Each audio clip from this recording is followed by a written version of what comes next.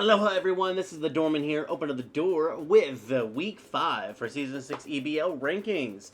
As every single week so far, we have done weekly and we have done seasonal. So we're going to jump right into the weekly. For number 10 spot, we have the Florida Rowlets with a loss this week at a -6.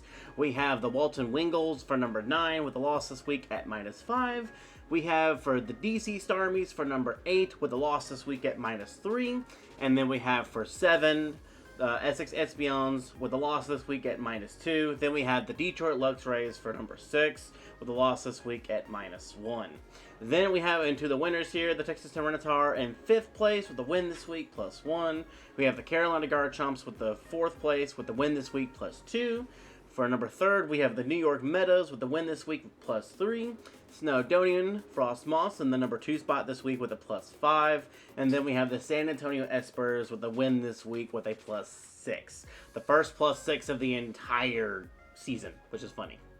But that is the weekly standings, each of the results of the battles and everything. Then we're going to go on to the season rankings. Number 9 and number 10 are kind of the same a little bit here. It's interchangeable, however you want to do it. But for number 10, you have the Florida Rowlets with a 1-4, -11. And then for number 9, we have the Walton Wingles with a 1-4, -11. Like you said, I think both coaches have done extremely well this season. There are certain areas and certain things that probably could have done differently, but other than that, I believe both of them done really well, which is why I say 9 and 10, you can, change about who you want to do and stuff like that. For number 8, we have the Essex Espions with a 1-4, -5.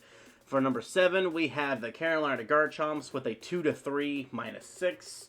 For the number 6 spot, we have the DC Starmies, which is a 2-3, -1. Then for number 5th, we have the Texas Tyranitars with a 3-2, +3. And then for number 4, we have the Detroit Lux Rays with a 3-2, +3. I put the Detroit Lux Rays above the Texas Tyranitars because there has been 1 or 2 times where, like myself, I think in my Texas Tyranitars versus the Carolina Garchomps, Crazy would have had a Dragon type move, Eternatus would have died, and I would have lost that fight.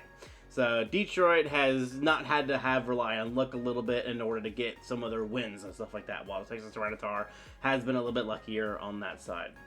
San Antonio Espers with a 3-2, +8. Then we have the Snowdonian Frostmoths with a 4-1, +9. And then we have the New York Metas with a 5-0, +14. They are one of the few coaches that have been able to have a perfect season, the perfect regular season, and then let's see if they can continue that streak to have an undefeated season and win the championships and stuff like that. But this is going to be the rankings and standings and all this other fun stuff, and there will be a little bit of a one for the play-ins to decide for the playoff fights and everything. Maybe, I'm not for too sure yet. I don't need to see how we've done that in the past.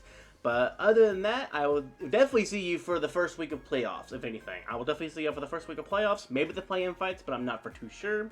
But with that, I'll see everybody next time.